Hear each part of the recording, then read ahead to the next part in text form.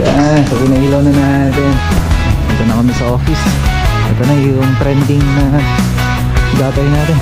Okay, project update tayo dito sa Osmeña, Solano project natin. Project update tayo. Roas number 6. Project update tayo. Roas number 5, mga kamusta? Hey, good morning, good morning. Maambon, mga kamusta, no? Okay, so binabati ko kayo ng happy Monday. Ayan, so balik daily vlog tayo. At asahan nyo yan sa pang-araw-araw, mga kamusta, no? So, ayan, nung last week hindi tayo nakapag-vlog kasi nakatapos nga ng seminar natin sa Kosh, sa training natin. And then sa mga susunod na araw, yung amo naman natin. Kasi nga kailangan na natin ayusin yung pick-up natin, mga kamusta, na para dun sa may itatayo nating kumpanya. So company naman na siya, pero syempre gusto ko maging okay lahat. Okay, so ayan, nandito yung mga tropo. Syempre part of my training, mga kamusta, syempre kasama yung mga tropa natin. Tingnan mo si Michael, oh, forma. Oh, kita mo? Ayan, naging maayos tingnan. Oh.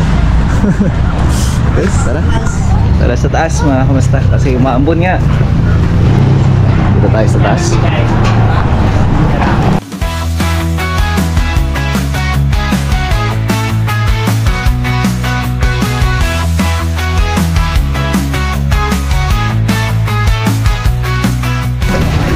Ayan, nagbabago kayo tayo ng nakali.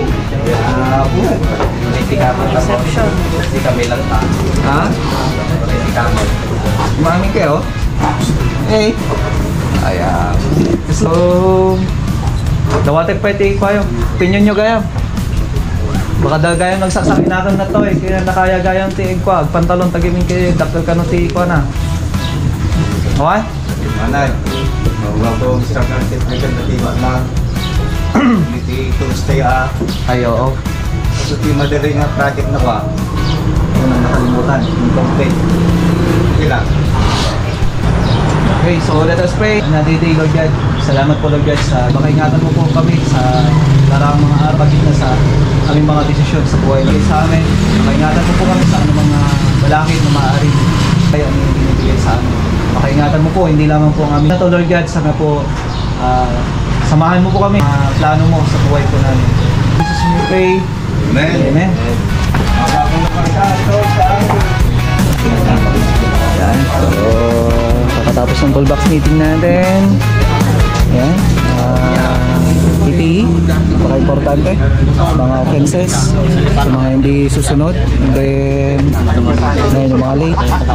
Kailangan i-remind. Yun yung mga ginawa natin ngayon. Mga kamusta.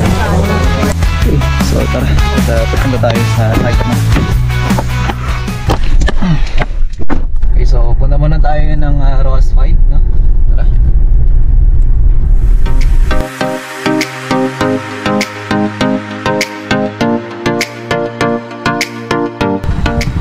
Project update tayo.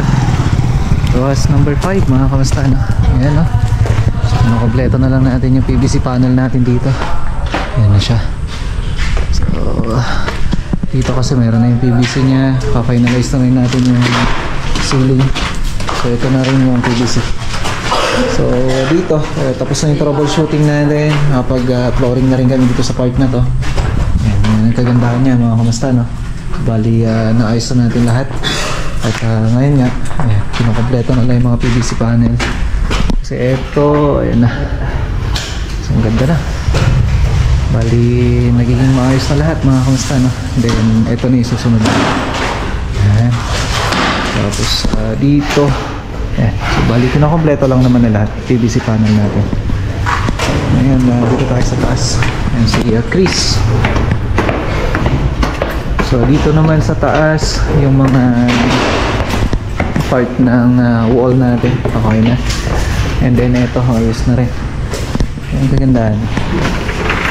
Ayan, so ayos na.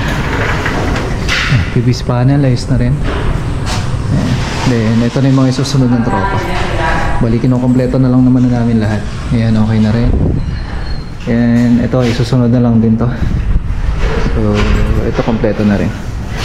Yan. So, finalization kami. Mga kamusta bago kami mag-proceed sa lahat ng mga gawain. Kagaya na ito, meron na yung CCTV natin. Ito na siya. Okay, so mga abang na tayo ng CCTV. Kung saan yun yung mga pinadagdag ni Madam. Yan. So, yung ibang part na itong building, mga kamusta, nakapagkulay na rin kami. Na may pinalitadahan din kami dito na isang problema ay naayos din natin ito. Yan. So nung sisimulan na namin siya i-grind, kapak pala siya buo.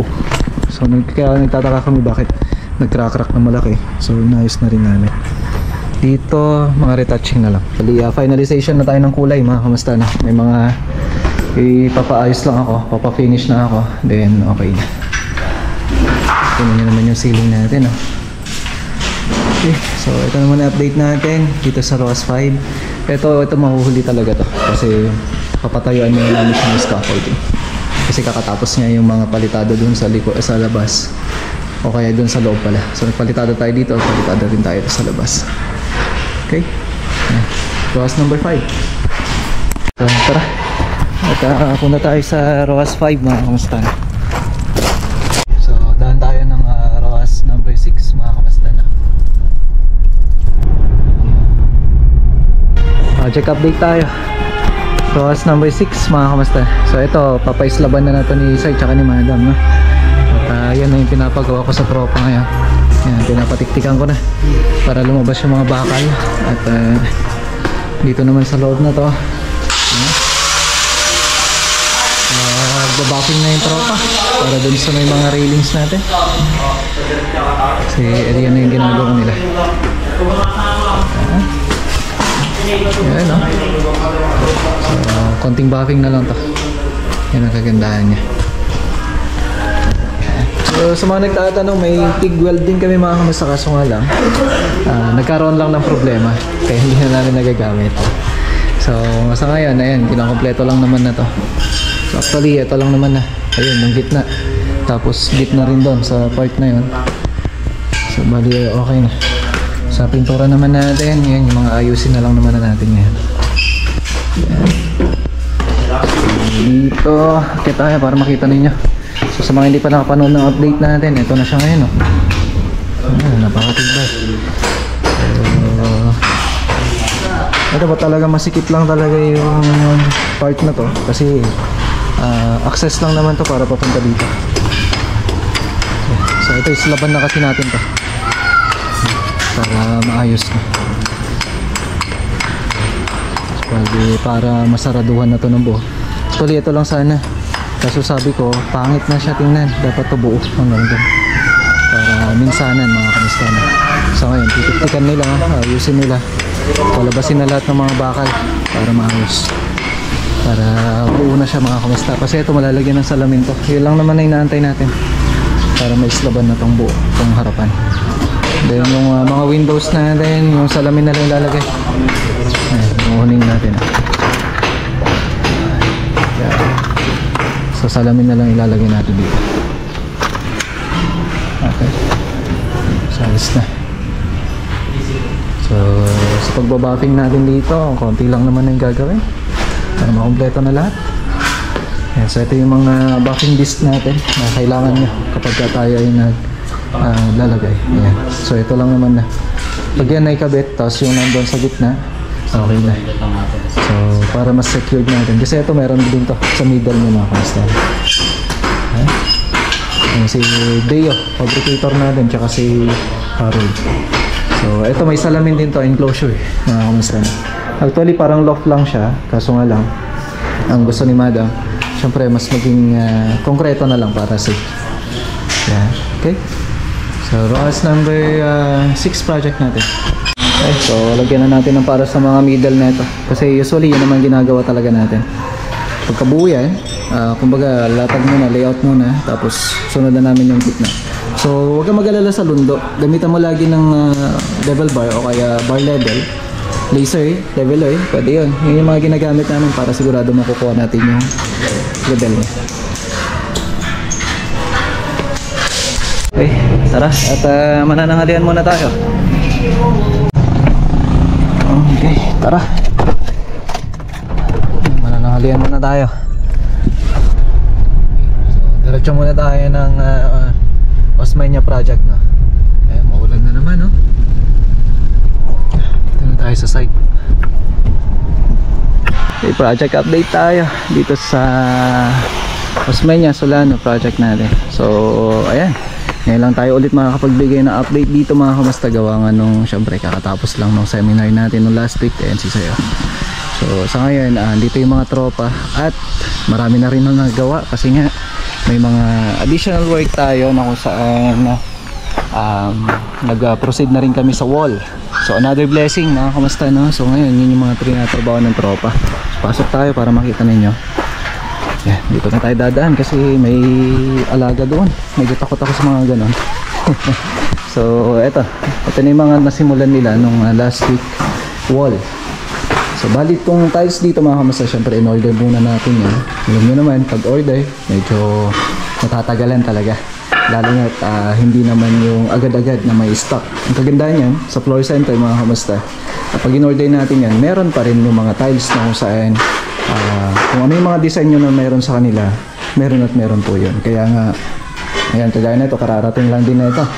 So, isang linggo rin mga kamusta na. So, yun yung mga inaantay natin mga duration o kaya tagal din ng pag-order natin ng mga materials.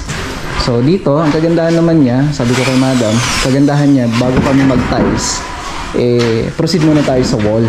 Kung saan, ito kasi nag-agree na kami o pumayag na sila na ito na yung gagawin namin. So ito yung panibagong gawain natin dito sa site na kung saan kailangan mauna muna yon bago yung tiles, bago na itong wall nya. Kasi doon sa may mga rooms, ang kaganda nun, matte lang siya. So dito, glossy yung gagamitin natin na tiles na kung saan 60 by 60. So alam nyo naman, pag glossy, napaka-sensitive sa pag gagawa natin. Napaka-sensitive na ito kasi nga madali siya magasgas. So kahit sabihin natin, lagyan natin ng cover, hindi mo ma-assure na 100% na hindi magagasgas. So ngayon, ang kagandahan niya, ayan, proceed na kami. And then also yung mga bintana nito. Ayan. Okay, so sa ngayon mga kamusta, ang ginagawa muna namin, syempre masilya. Pagkatapos ng grinding, primer kami. Kaya kung napapansin niyo yung primer natin, palibot kasi na ito, ginagawa namin dyan Acritex primer lahat po yan. Kasi para masecure natin na kahit na wala pang pintura sa labas, meron tayong guard kung saan hindi siya basta-basta masisira yung pintura natin. So yun yung ginawa namin dyan. Sa ngayon, ginamasilya na namin, may second coating na rin. Dito, ito yung sinasabi ko na kararating na yung tiles. So ngayon, kinokompleto na namin. So yan, masilya na natin lahat. And then hallway okay na rin dito sa part na to. Ayan, ayan. Then dito sa part na to, ayan, master's bedroom. So ngayon, standing na lang kami dito sa part na to. Bali, ang ginagawa namin, ito ang kagandahan niya, matte lang kasi siya. Sabi nga ni madam, talagang tatapusin natin to by December. So mga ilang saglit lang naman na ito. Saglit lang naman na ito matatapos. Ang isa pa, yung lababo natin. So sabi nga ni madam, mahuli na yung kitchen cabinets natin, basta mauna mo na yung lababo. Tapos yung mga windows, pintuan. So yun na po yung mga prior na gagawin namin. For now, kukumpletuhin lang muna namin yung mga pintura at masikip. Okay? So sabi nga, another blessing, another gawain para sa tropa. Kaya yung ginagawa nilang pagandahan niya, makukumpleto na ng buo. So ito naman update natin dito, Osmeña Solano project.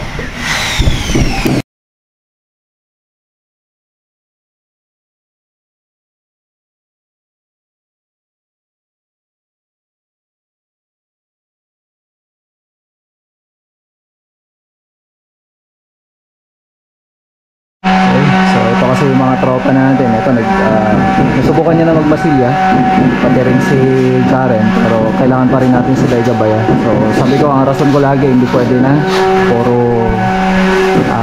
puro liha ang hawak o kaya pala. So tara, at ito na ng halian, alas 2 na. Nanghalian muna tayo. Kain tayo ng merienda nila, pang merienda.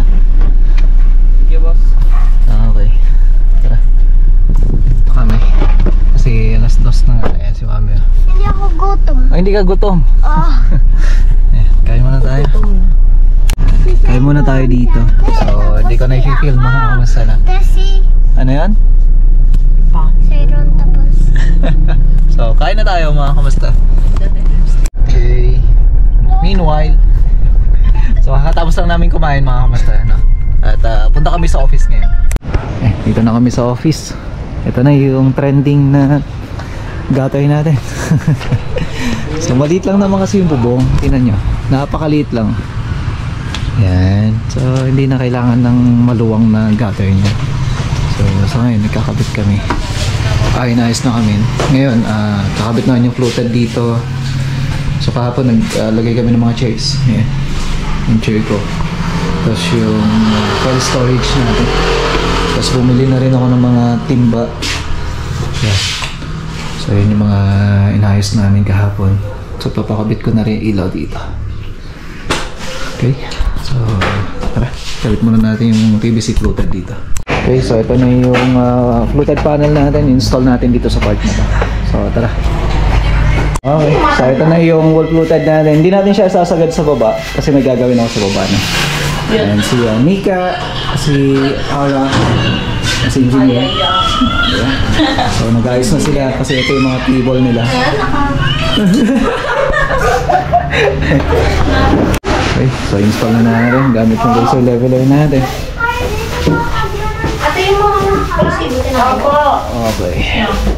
So yun ang kagandaan na. Alis ba ako dito? Oo, para hindi ka mabingi. Alis dyan ka ron. Doon muna kayo sa labas. Wala nga siyang pakiramdam. Hindi ba ka mag-react? Di ba lang niya sabihin, sakit ang tayo ko. Anak ko maliit.